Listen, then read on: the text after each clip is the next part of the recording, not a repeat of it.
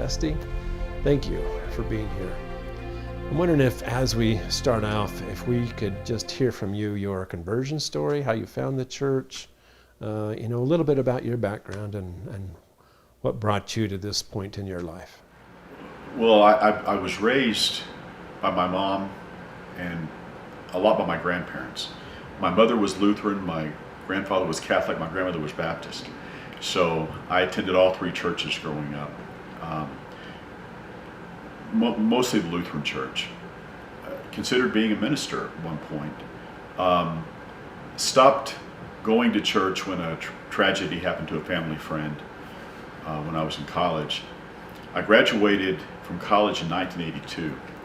My mother had been to Salt Lake on business, and someone had given her a Book of Mormon, and she had placed it on the bookshelf in my old bedroom. And I'd gone home to visit my mom, or as I, to be honest, like I tell people, washing clothes was free. And while I was washing clothes, I thought I would read a Louis L'Amour Western in my bedroom, old bedroom. So I was looking through the books, and the Book of Mormon literally fell off my bookshelf. And I sat down and began to read it. Had opened it up just randomly and it was on 3rd Nephi, and that interested me. And so I got the phone book out and looked up. Didn't know what number to call because I don't, ward or stake. I didn't know which number to call, but like I tell people, I was hungry. It was lunchtime, so I called the stake. And a fellow answered the phone, happened to be the stake president. He said that he was never there during the week, but he had forgotten something on Sunday and had popped by during lunch to pick it up. And we chatted, and he arranged for me to meet with the missionaries at the University Ward in Austin, Texas. Met with the missionaries, and within a few weeks was baptized. I was a college graduate at the time, but I was baptized. Okay, so you found this faith through a reading of the Book of Mormon. So what happened next? Did your testimony increase? I was a college graduate. I was 23. Started attending the university ward at University of Texas, where all the single adults were, college age, my age, a little younger than me. And it was funny that people started to come up to me and saying, "You should serve a mission," and I was totally against serving a mission. I was 23. I had a job. I was a college graduate. I wasn't a kid, and I would tell people I'm not going to ever do that. I'm not going to be a missionary. I have a job, a degree. Not going to do that. But I ended up serving a mission. I was actually sitting in Sacrament one day, and literally felt this incredible impression that I needed to quit what I was doing and serve a mission. And I sold everything that hadn't been saving up for a mission. So I had to sell everything that I had and go serve a mission. When I was at the MTC, I didn't have a lot of family support, a lot of friend support, because a lot of people did not appreciate the fact that I even became a member of the church. But then to quit a job where I was making money and go and serve a mission where there was not going to be a salary made, they thought I was insane. And I felt at times like I was babysitting. I was 24. Most of the kids there were 19. They had never been away from home. I had. And I felt very out of place sometimes. And one day I thought, if nobody cares if I'm here, I'm going home, because this is not for me. And I went to the payphone and called church headquarters. And I got a lady on the phone, and I just said, if nobody cares if I'm here, I'm going home. And she said, "Well, you hold a second." So I held for a second, and this voice comes on the phone and says, "Elder, if nobody else cares if you serve a mission, I do. My name is L. Tom Perry." Oh my. And so we chatted, and then he asked me if I would be his pen pal on my mission. So I was his pen pal, or he was my pen pal on my mission. And when I came off my mission, he asked me to come up to Salt Lake to meet him in his office and give him a mission report. So I did. And it was after my mission that I went to law school.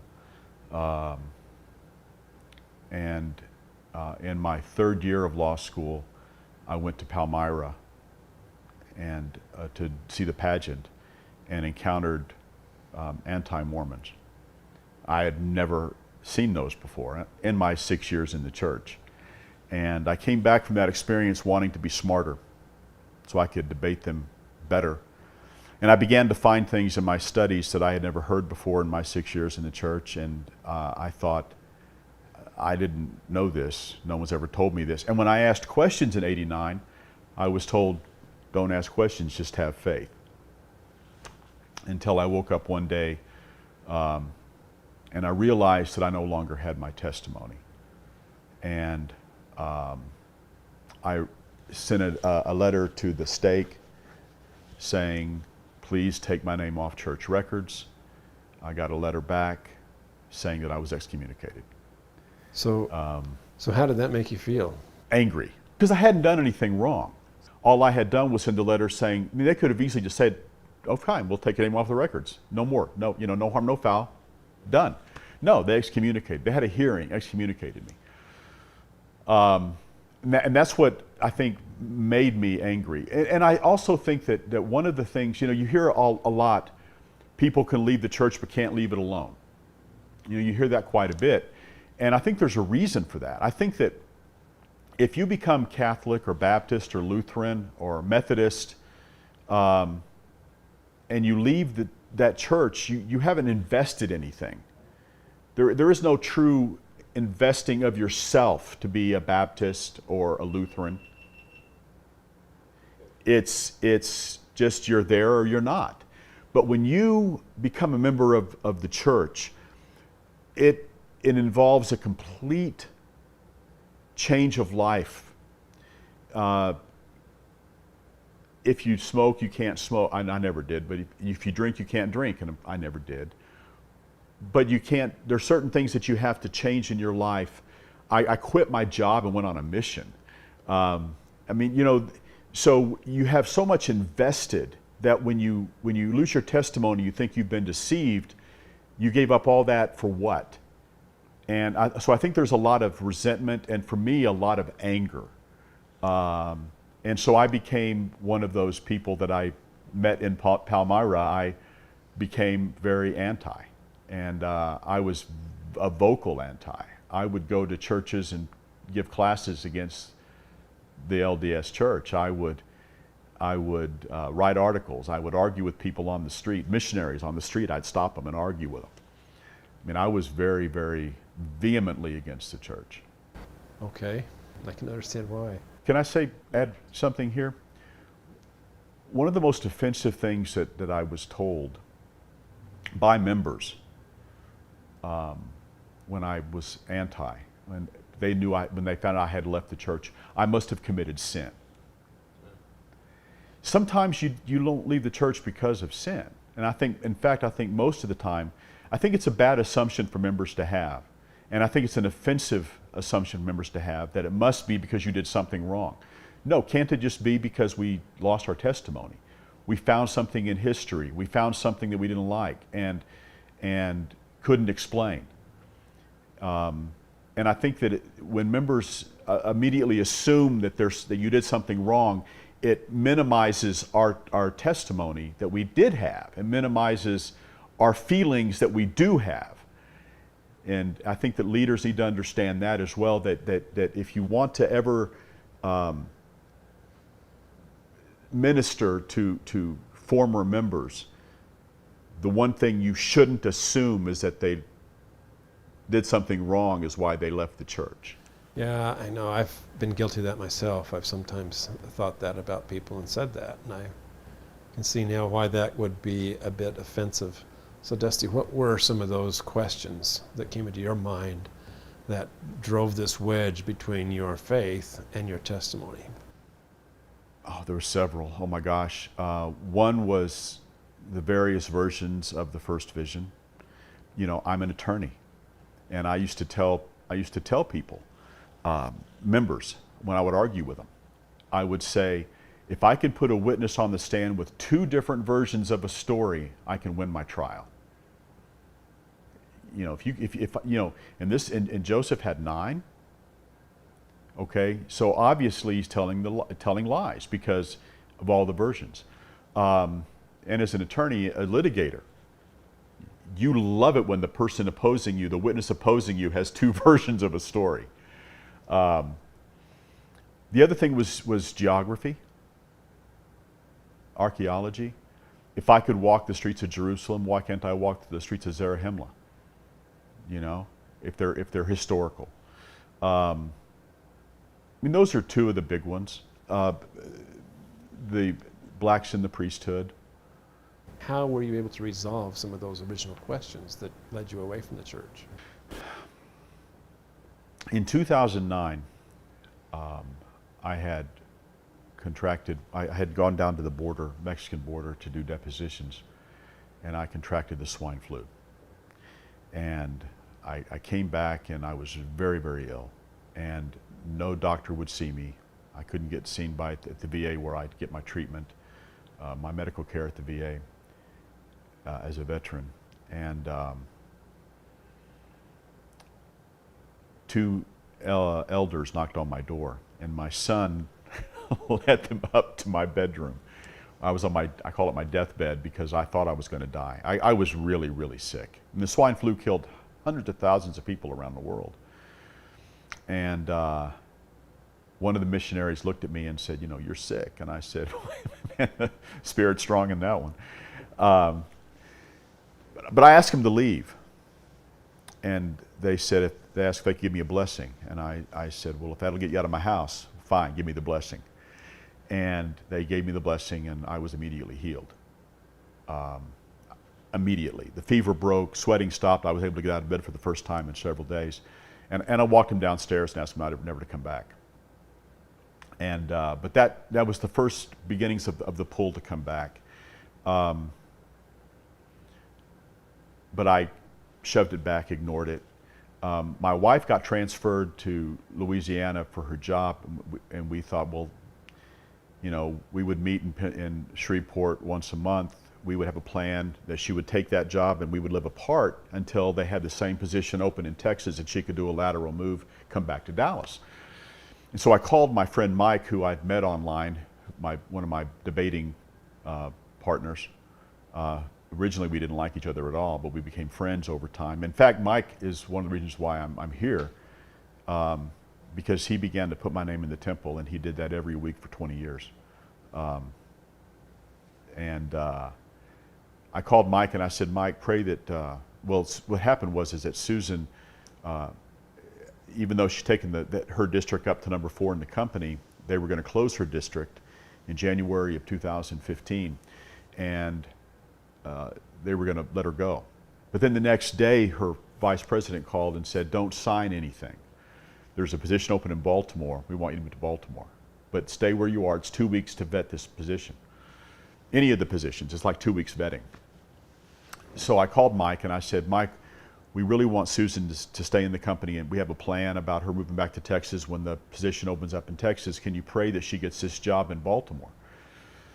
And Mike said he would pray. And then I said, however, if the Lord really wants me back in the church, he'll send Susan to Utah. You said that to him? I said that to Mike. Now there were no openings in Utah, and I knew that. Not a single opening. I was just making a joke. But the very next day, the person in Utah retired. And the very next day, Susan's paperwork was transferred to Utah, and she was hired immediately with no vetting. So I called Mike and I said, you're not going to believe this, Mike, but Susan's going to Utah. And he said, well, you know what you told God. I said, Mike, I was just kidding. And he said, God wasn't. So I hit my knees and I said, okay, Heavenly Father, I've had 26 years of questions. I've never had the questions answered. The apologetics that I've heard don't work. I need answers.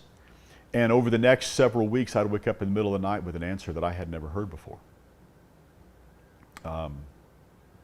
For example, and again, these answers worked for me, okay? When the Lord talks to somebody, it's for them, not for everybody, okay? So my answers may not work for anybody else. But like the archaeology, geography aspect, In my dream, the Lord asks me and says, if you walk the streets of Jerusalem, does that make the Bible true? And I said, no. And he said, but if someone's excavating tomorrow and they uncover a sign that says, welcome to Zarahemla, population 450, what does that do to the Book of Mormon? And I said, it makes it unequivocally true. And he said, then where would your faith be? Why would you need faith at that point? And that makes perfect sense to me. We're not supposed to know, because if anything in the Book of Mormon is proven unequivocally true, then you don't have to have faith. And the whole purpose is to have faith. And that answer was never told to me before, but it works for me. That's just one example of the things that I woke up with in the middle of the night, these dreams that I was having. And then I woke up one day in March of 2015 and I had my testimony back. And I called Mike and I bore my testimony and Mike wept. Very good. Thank you. Would you go back to the Joseph Smith testimony part? That seemed to be a real stickler for you, something that really needed some explanation, perhaps, okay, or some better understanding. So how did you get through that? Well, one of the apologetics that you always heard, and I never gave any credit to, was he told the story differently, as it were, with not really different aspects of the story, based on to whom he was speaking and their need to know certain things, okay?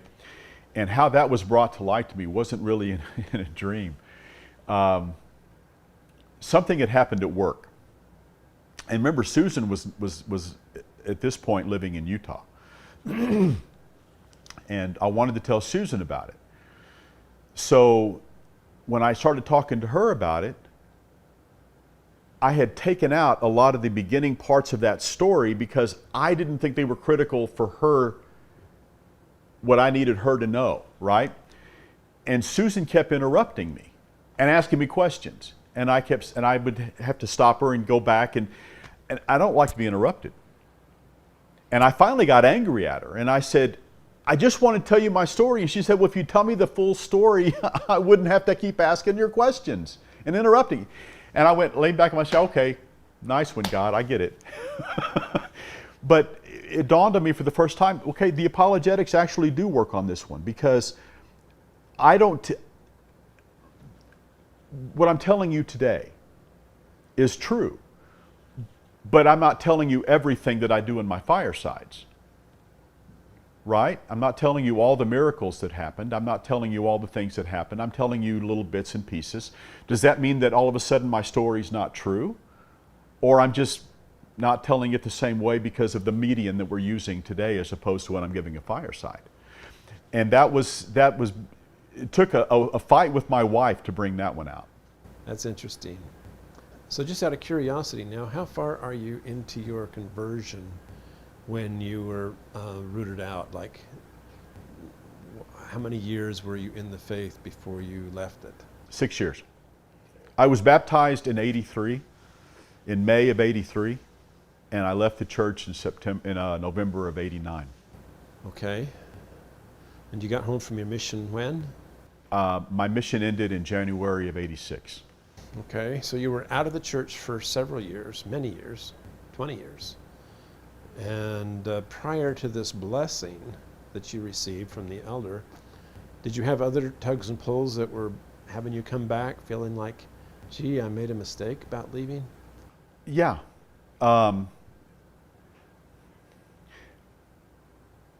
Like I said, after I was healed by the missionaries, I felt a pull.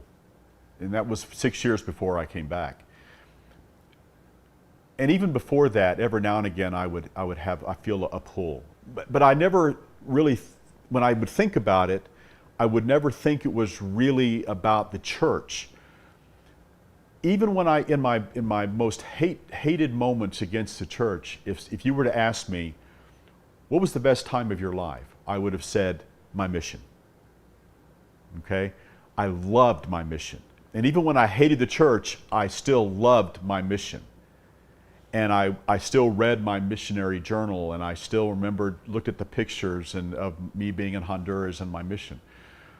So when I was having the pull, I attributed it not to the pull to come back, but to fond memories of my mission. And I would tell people that of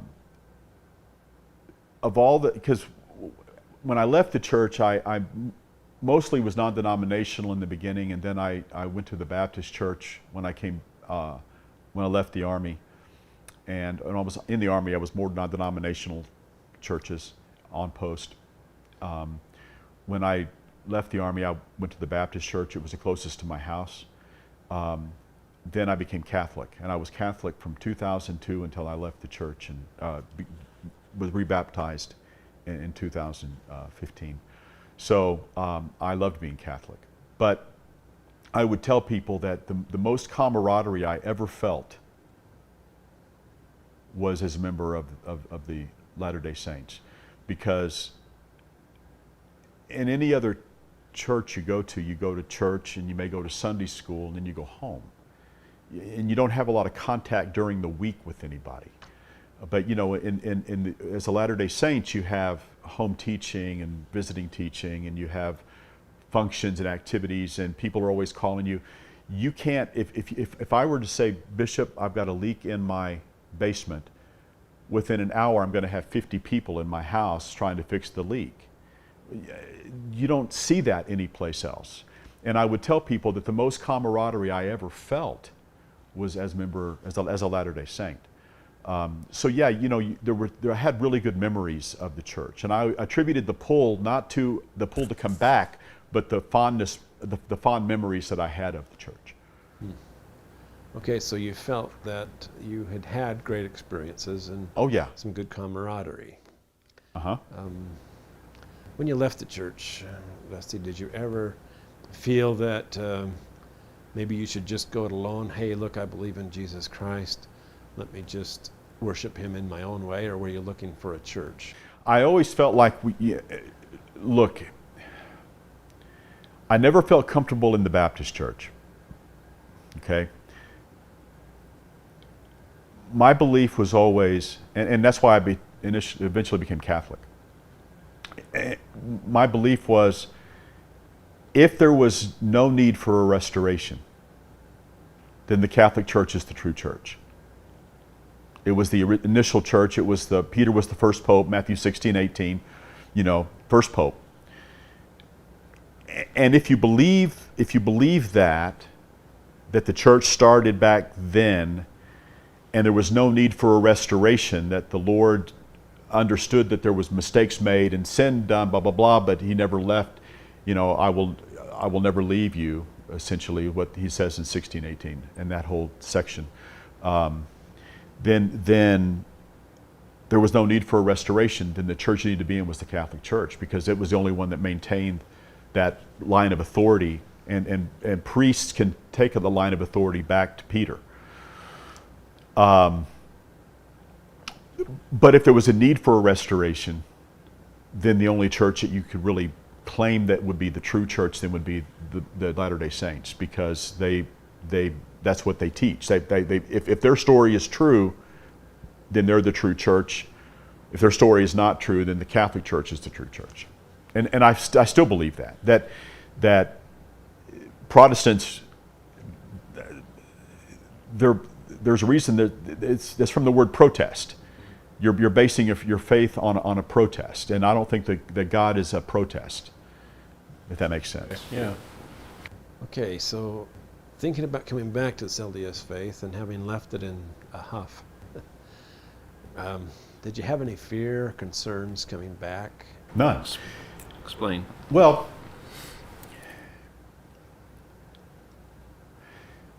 the thing with my wife moving here was truly a miracle. There were others that I talk about in the firesides. There were others, amazing things that happened that you just go, wow, you know. I know there's a backstory about this missionary that gave you this blessing. Could you elaborate upon that a little bit for me? Okay, so he gave me the blessing in 2009. In 2017, and that was in Dallas, Texas. In 2017, well, I'll back up a little further. In 2016, President Uchtdorf talked about me in General Conference. Okay, in the priesthood session, Alma and Amulek, that talked about Alma and Amulek. He didn't use my real name. You had been rebaptized by then. Sure. And I was living in Utah. But he told my story. But he didn't use my real name. And he said he wouldn't, and I was okay with that. So anyway, in February of 15, Susan and I go to a gun show in Sandy. I needed a holster because everything we owned was in storage because we went from a house in Dallas to an apartment in Salt Lake City. And I went to a table where they had holsters, and I'm talking to the fella, and he says, "You're from Texas." He could tell by my accent that I'm from Texas. I don't have an accent. Y'all do. But he said, "Why are you here?" And I said, "Let me tell you a story." He says, "Well, wait a second. So that talk and conference was about you?" And I said, "Yes." He said, "Well, can we chat?" And I said, "Sure." So Susan, my wife, and I, and this fellow walk over to a quiet little area in the Sandy Expo Center, and another fella joins us. And I get done telling the story, and the fellow that had joined us late said, "You're from Dallas?" And I said, "Yes." He says, "Oak Cliff?" I said, "Yes." And he said, "You don't remember me. But in 2009, 8 years ago, you had the swine flu, and I gave you a blessing." Now, what makes that even cooler is that after his mission, he goes inactive. And before the General Conference of 2016, October General Conference, his bishop gives him a ticket. He says, I'm done with your inactivity, here's a ticket. He goes to that priesthood session, hears the talk about Alma and Amulek, and it reactivates him, not realizing until several months later that the story was about a person that he'd given a blessing to in 2009. So when you say ticket, you're speaking about a ticket to attend General Conference, right? Yes. So remind me of the timeline associated with this. Okay, so I baptized in 83, leave the church in 89. In 2009, 20 years after that, I get the swine flu, and I get that blessing, and I don't come back to the church until 2015. I get it. So you were still out of the church when you had this blessing, and you were still full of animosity towards the church. Hated. Animosity is not strong enough. Hated the church. And in fact, like I said, even though they healed me immediately, I told them never to come back to my house. I walked them downstairs. No, I hated the church. Passionately hated the church. Except two missionaries come in and give you a priesthood blessing in the name of the Lord, and you're healed. I mean, did you just think that was a coincidence? Yeah, I started to feel a pull in 2009 after the healing, but I again attributed it to my good feelings about my mission and stuff, and I, for 6 years, kind of just ignored the feeling. Okay, so you really had no embarrassment, no second guessing again about coming back to the church? No worries? The reason there was no fear about coming back was because my testimony was back. Why would I be afraid? Okay, but when I left the church in 89, I was actually told by leadership in that stake that I had committed the unforgivable sin, that I could never come back because I had turned my back on the Spirit, the Holy Ghost. And that was the unforgivable sin, and I could never come back. So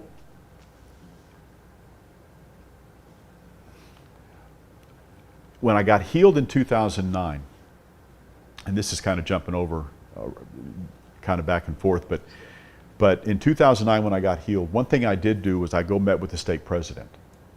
And I said, if I ever decided to come back to the church, what would I have to do? And he said, you'd have to have a church court because you were excommunicated. And I said, I didn't do anything wrong.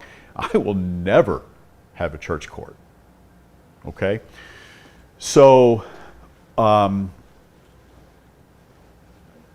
2015, 6 years later, when I had my testimony back, I went to the stake president's office, and it was the same stake president from 6 years earlier. And I said, I didn't think he'd remember me. So I just said, if I want to come back to church, what do I have to do? And he looked at me and he says, the same thing I told you 6 years ago. You're going to have a church court. And my answer was, whatever it takes. Okay? But I also said, but I was told I could never come back to the church because I'd committed the unforgivable sin. And he said, looked at me and he said, not true. You can. And we'll work toward that. So I had my church court. Great, that's awesome.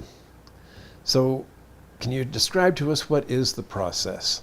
Like, if I was in the faith and I've left it, how do I get back in? What's the process?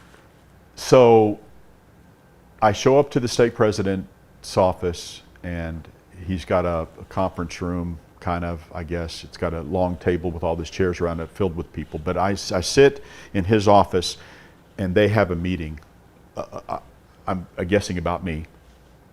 And then at one point, the stake president comes in. He says, okay, we're going to go in there. You're going to sit beside me. I'm going to be your advocate. And I said, okay. And he said, you nervous? And I said, no. It was going to be what it was going to be. You know, I had no control over it. But a funny thing happened in that hearing is after the stake president presents my case, explains the things that happened, explains why I was excommunicated, and he mentioned that they don't do that now. If you ask for your name to be removed from records, they just remove it. They don't necessarily excommunicate you anymore. I'm not saying they never do, but it's not automatic like it was in '89. And he made that point to them. One of the high priests said,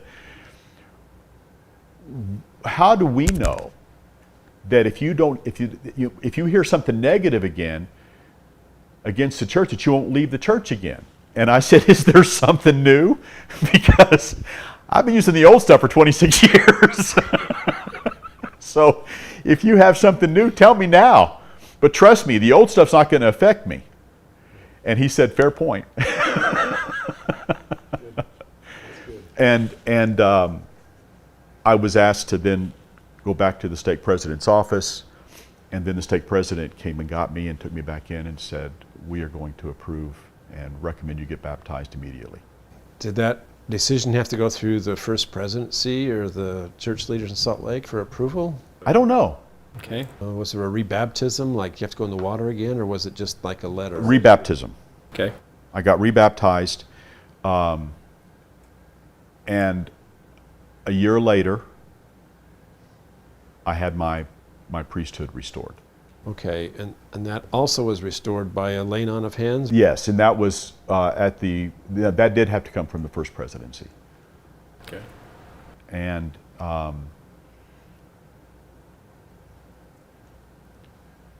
I was a gospel doctrine teacher at the time. But my priesthood was restored even before President Uchtdorf gave his talk. Yeah, that's awesome. And he actually, but after his talk, he actually confirmed me as a high priest. President Uchtdorf did. Mm-hmm. And that was the night he talked. See, before that, my wife, who was the one that initially got things rolling, my movement here, was Southern Baptist, and she said, look, I'll support you. I'll go to church with you. I'll go to functions with you. Never, ever, ever, ever, ever, ever, ever, ever, ever, ever, ever going to get baptized. Well, when we went to President Uchtdorf's office, he chatted with her. And the next day she said, I'm ready for the discussions. And shortly thereafter, I was an incredible, and I think unique experience to baptized my own wife.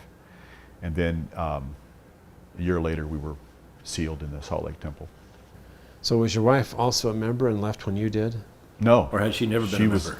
Yeah, and look, one of the things I say in the fireside, and this is absolutely true, I never pressured her to come to the church. The only thing I ever said was, hey baby, my patriarchal blessing says I get sealed in the temple. I'd like it to be with you.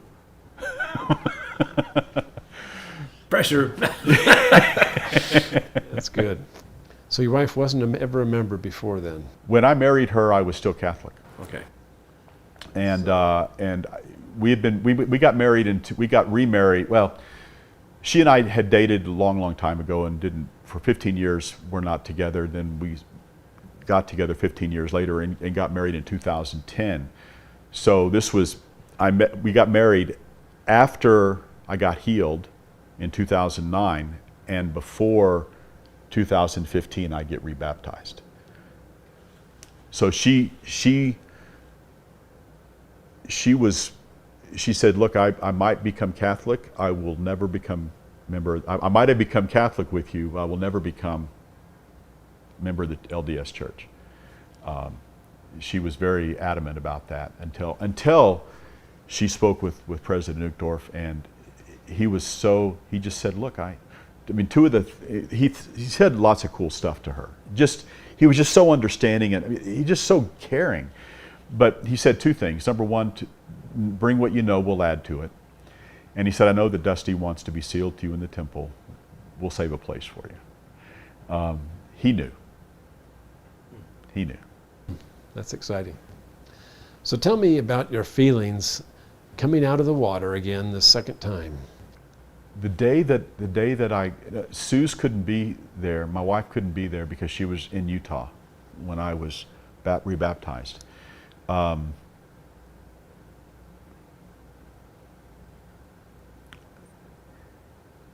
me tell you a little story. When I was a member the first time, back in '83, I knew a guy that I was friends with from the University Ward named McKay Judd.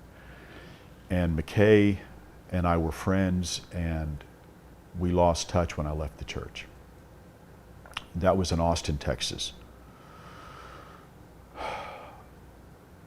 When I was going to get rebaptized, I was excited, right? So I began to look for my old friends that I had on Facebook to tell them that I was getting rebaptized. And I found McKay.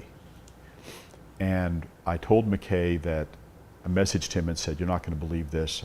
26 years later, I come back to the church, and McKay said, I'm a bishop in, I want to say Frisco, Texas.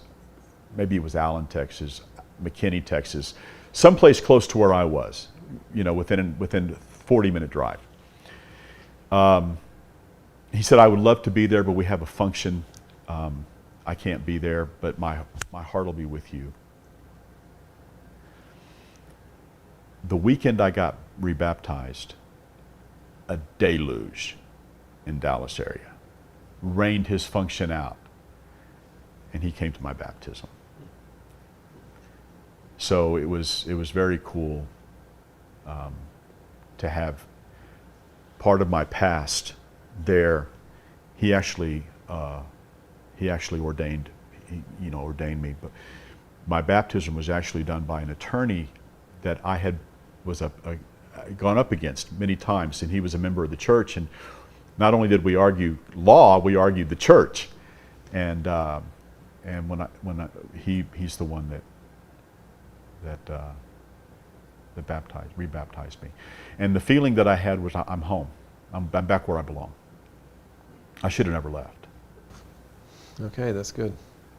So can you perhaps contrast your feelings? A lot of people say they're happy when they leave the church. You're happy when you come back. Contrast those happinesses, those feelings, the peacefulness, the freedom, etc. When I left the church, I felt a lot of hatred and a lot of anger, and I felt like I had been deceived, and I felt free. I'm free. I'm out. You know, I now I can live my life. When I got rebaptized, I felt an incredible amount of love. I felt I was back where I belonged. And I felt free because I was home. I'm not a visionary person, but when I got my testimony back, I had like a vision where the Lord walked up to me with his hands cupped. And he said, I've taken care of this testimony for 26 years. I'm going to give it back to you now. This time, take care of it. And he touched my chest, and I could feel it enter my heart. And it occurred to me for the first time, you know, back when I remember the first time, a testimony was like something that was in iCloud. You know, you pulled it down for testimony Sundays to bear your testimony, then put it back up there in the iCloud and used it when you needed it and brought it down and then put it back in the cloud. And when he came with his hands cupped, he was holding it in his hands. It was a real. It wasn't some thing. It was real. And it occurred to me, if you don't feed it, water it, exercise it, it will die. And it occurred to me that I killed my testimony before because I didn't do those things. I mean, like I was in law. I mean, I was in law school. I was working a full-time job, law school full-time, had a family, averaged 3 hours of sleep a night for 3.5 years. I wasn't prepared for that physical battle. I mean, that spiritual battle. I didn't take care of it like I should have. I don't plan to make that mistake again. Speaking of keeping that testimony, I mean, you know that testimonies can be delicate. So what are you doing now? What are you doing this time to keep it bright, to keep that testimony firm within you? I read the scriptures daily, for one thing. Literally daily, I read the scriptures. But I also pray more. But I don't necessarily always hit my knees. Sometimes I just say, I'll be walking and I'll see the sunrise and I'll say, wow, Heavenly Father, great job today with that art, that sunrise, beautiful. You know, I find myself just talking to him sometimes. But I also, before COVID, I had done over 80 firesides in 7 different states. Since COVID, I've done other firesides around the world using Zoom. I had a fireside last week in Logan, back to live firesides again. I have a couple of weeks, well, about a month ago, I had in 1 week a Zoom fireside in Scotland and a Zoom fireside in South Africa the same week. So I'm up to 96, I think, now, firesides. That's what I do. I find that helping people with their testimony helps me with my testimony. You know, the old thing, when you teach, both of you learn. You know, so yeah. I know you do a lot of fireside chats, probably mostly with members of the church. But what do you tell people who are in your same position? Someone who is outside of the church, someone who has left the church. What kind of advice do you have for them? In fact, that happened. I had a fella come up to a fireside because his wife wanted him to, but he was excommunicated member. And he told me, I don't have faith, can't have faith, will never have faith, don't have a testimony, will never have a testimony. And he asked me, he said, when I did my question and answer after my fireside, which I don't always do, but I did this night, he raised his hand first and he said, I can't prove faith exists. I'm an attorney like you. I can't prove it exists, so I can't have it. And I said, okay, do you love anybody? He said, my wife. I said, how do you prove it to her? He said, well, I'm nice to her. I said, so you love everybody you're nice to? And he said, well, no. And I said, okay, how about this? Does she love you? And he said, Yeah. I said, do you ask her to prove it? And he said, no. And I said, well, then how do you know? And he says, I just believe she does. I said, that sounds like faith to me. And we chatted. And I said, you got to get out of your way sometimes. You make it too difficult. And he ended up coming back to the church. I was asked to speak at his rebaptism. He actually is a great grandson of Brigham Young. But what I would, a lot of the people that talk to me or message me, email me, are people that are struggling with their testimony, or they're people that say, I have somebody struggling with the testimony. What do I tell them? And I say, first, be Mike. Don't fight. Mike, my friend Mike, after our initial rounds of debates, he stopped fighting with me. But he began praying for me and putting my name in the temple every week. I said, be Mike. If you have struggling with your testimony, I tell people, go back to the basics. Get away from the superfluous stuff. Get back to the basics. Did Joseph have that first vision? Yes. Did he translate the Book of Mormon? Yes. And I challenge people. Look, I say, look, I'm an attorney. I've published a book. I've published poetry. I've written songs. I've written legal briefs. I have tons of education. And I'm telling you right now, I could not write the Book of Mormon with all my experience and education, and yet detractors want you to believe that an uneducated kid wrote it. And I say, read the non-Isaiah parts of 2nd Nephi, that rich, incredibly rich doctrine of 2nd Nephi, and tell me that came from a man. Go back to the basics. And after that, what else matters? Seriously, nothing matters. He was a prophet. Now, does that mean that he was perfect? No. And I tell people, if you're looking for perfect, you're not going to find it. Look, Abraham lied, Moses killed, Peter denied. If you're looking for a perfect prophet, you're not going to find him now, and you're not going to find him in the Bible.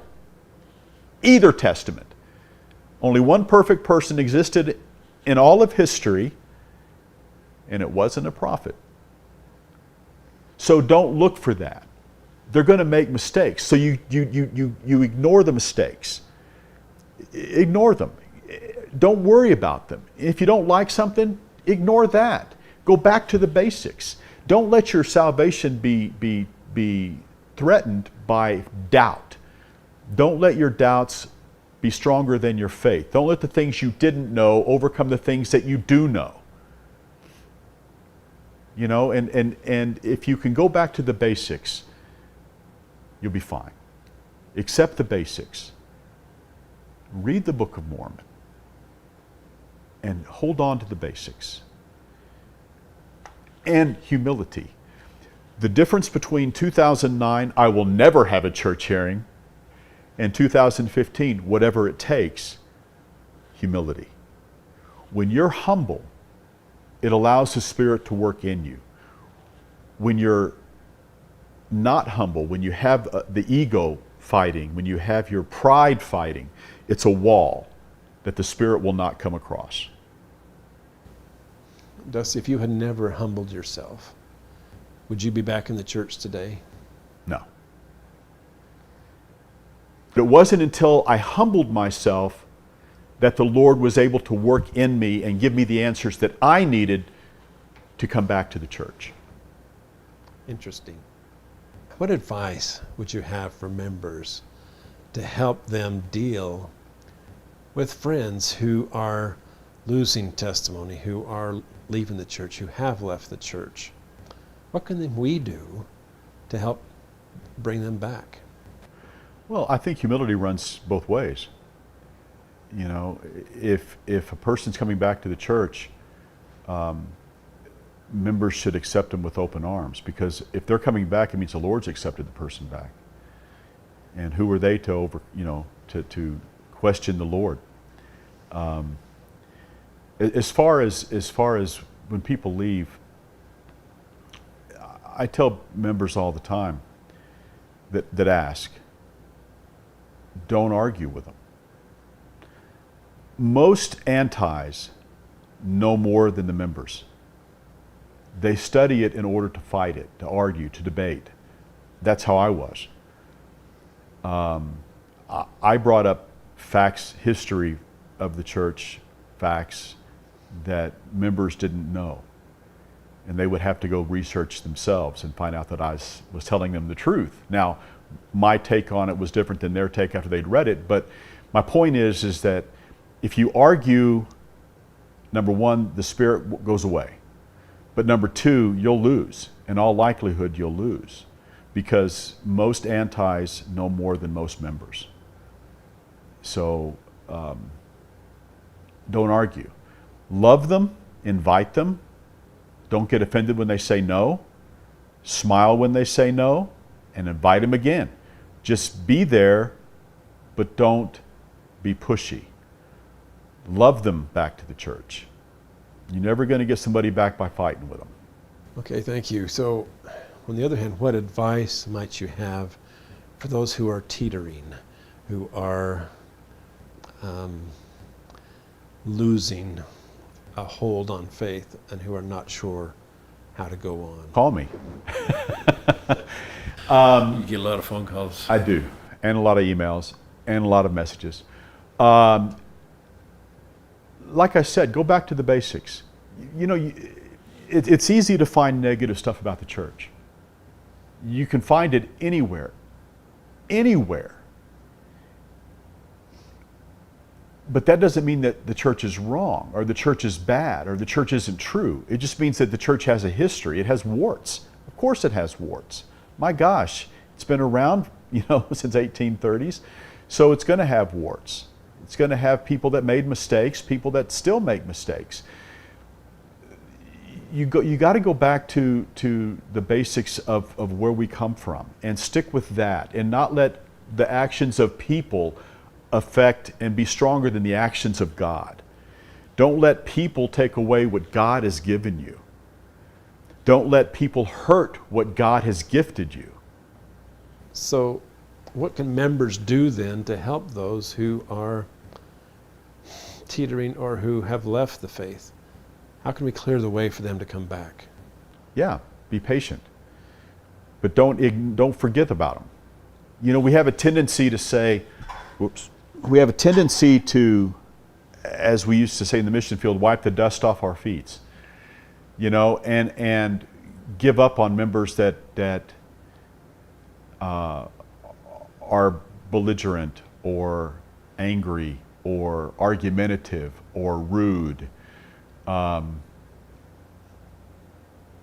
Not thinking about where that comes from in those members. It comes from the feeling of being let down, being hurt, being offended, being losing a testimony. Whatever it is, that anger comes from a place of hurt, a place of anger, a place of so when you forget about them, it justifies their thoughts. It justifies, see, I told you. It's not true. I told you, I'm no good. Whatever it is. So love them. Don't forget them. Don't push them, but don't forget them. Let them know that they're always welcome. A lot of what people feel is against themselves. It's not against. When I met with President Uchtdorf the first time, he asked me, he said, "Do you have a testimony of the atonement?" And I said, "That's a trick question." And he said, "Why is that a trick question?" I said, "Because I believe in it for you. And I believe in it for everybody else. I don't believe in it for me." And he said, "Why?" And I lowered my eyes like this, and I was looking down at the floor, and I said, "Because for 26 years I did everything I could to hurt the church. Everything I could think of. I don't deserve the atonement. And I was looking at the floor and he said, Dusty. And I looked up and he had that smile on his face that you see in conference, you know, when he's talking, he has that kind of half smile. And he said, your sins are forgiven.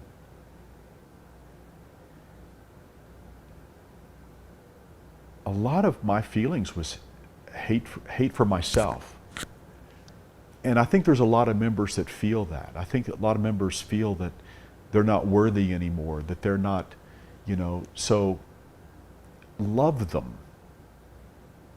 Invite them to a sacrament meeting. Invite them to a fun function. If they say no, don't get offended. Don't give up. Mike put my name in the temple every week for 20 years. What kind of love is that? And I would tell him, don't do that. I don't want my name in your temples. I don't want false church, false God, false temples. No, no, no. He never gave up. He never quit. And look, because of Mike, I came back to the church. Well, not necessarily true. I came back to the church because of the Spirit. But Mike had a huge hand in that because he never gave up. He never gave up. And because of that, think of the people that have been touched by the story. Look, I did a video that's had 1.1 million views. I had a magazine article that had 600,000 views. I had another YouTube thing that had 60,000 views. I've had 90-something firesides, a book, podcasts. How many people have been touched with the story that God loves them because of the things that attributed in some part to things that Mike did by Mike not giving up? So you just never know. You just never know.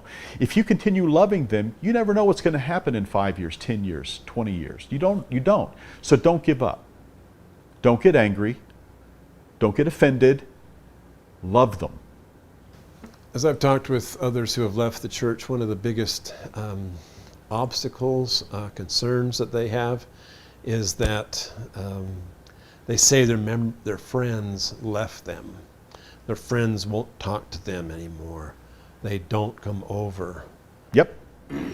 That happened to me. When I left the church, people that were my friends stopped talking to me. I couldn't win. When I became a member, my friends left me that I had. When I left, those friends left me. Maybe it's just me. But it's amazing. It's amazing.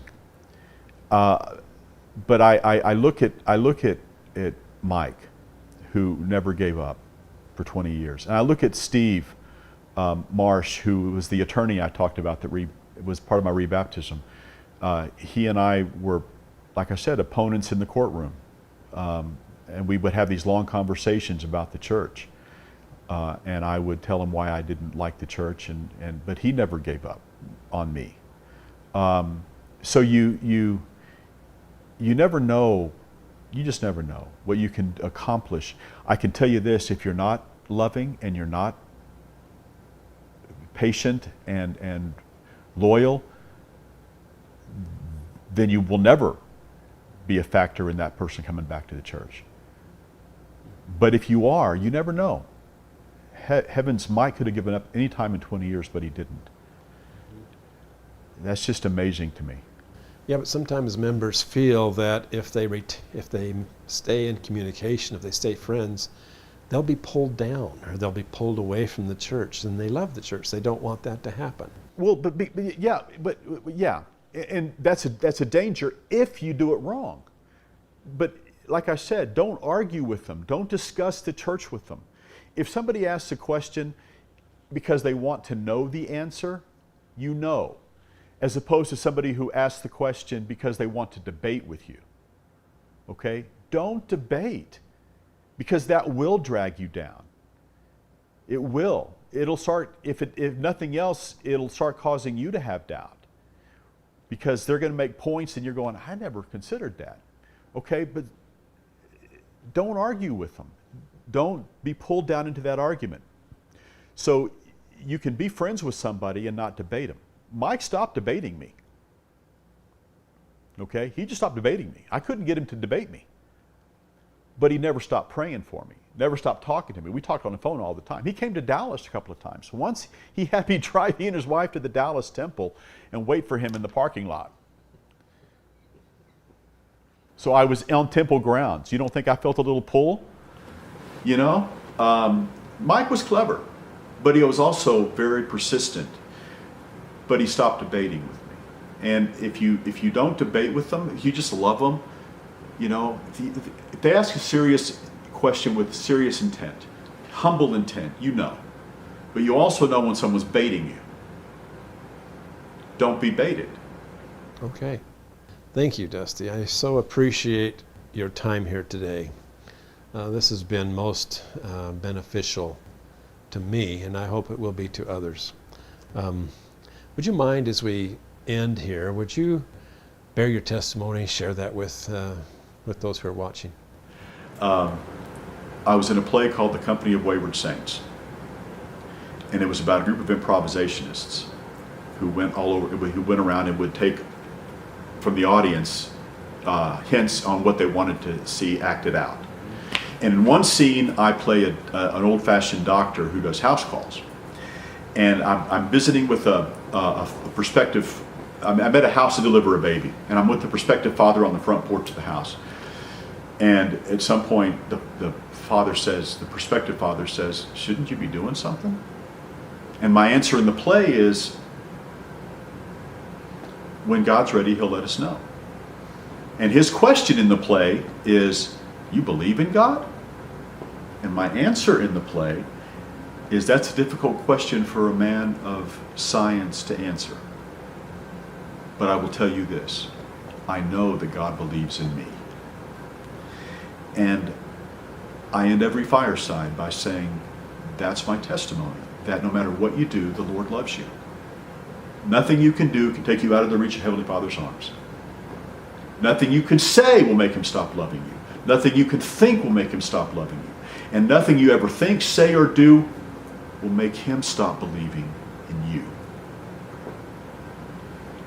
And it's comforting to me to know that no matter what I do in my life, Heavenly Father, even though He knows I sin, He knows I'm not perfect, He always